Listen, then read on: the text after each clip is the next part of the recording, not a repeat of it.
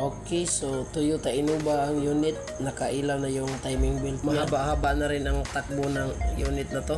150 km na ang kanyang udo. So, kailangan na natin magpalit ng timing belt. At saka i-reset din natin ang kanyang udo upang mawala na itong nakailaw na T-belt sa kanyang dashboard.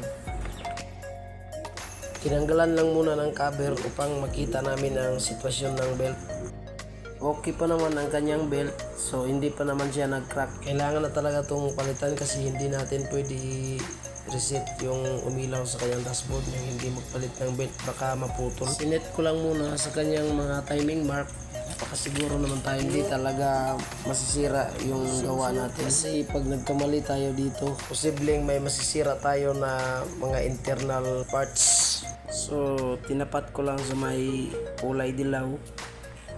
At ito na yung bago, so fast forward tayo at ikabit na namin ang timing cover. So switch on. So nakailaw pa rin yung T-belt.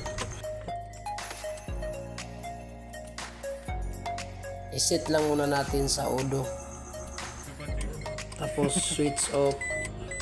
Then long press. Count 7 seconds.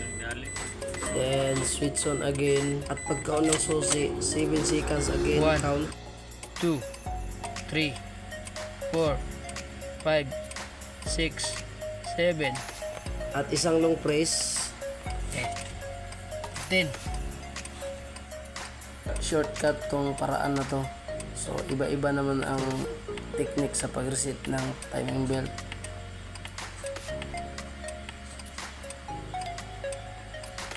Sinet ko lang siya sa 10 upang makasiguro na hindi talaga tayo maputulan. Lalo na pag replacement lang na belt ang ipinalit. At ito nga, wala na yung nakailaw na T-belt. So ganun lang ang pag-reset ng umilaw na T-belt. Tawa na kayo na-reset na to. Ayos na. Good na, good.